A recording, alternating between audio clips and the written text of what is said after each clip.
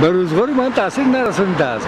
اما با اقتصادیات جمهوری تاجیکستان با کلا رسانیدگی است. مثلا مردکارانی که در روسیه کار میکنند پول آنها کم شد.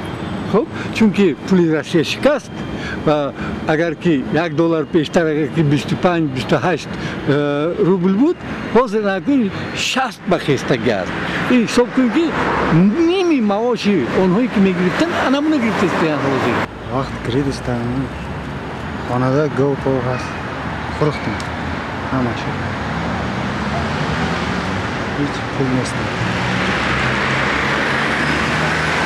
اول کار کردگی بودیم این پول شد روسیه بلیت که پول نیست.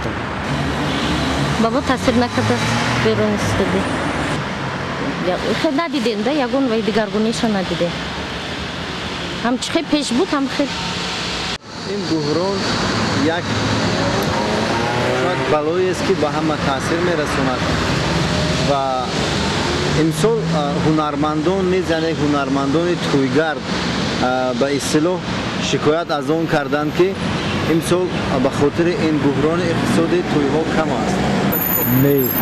نه برای که من با پول روسی پول نداشتم، پول من با ارز ملی که بود من اونقدر ضرر ندیدم.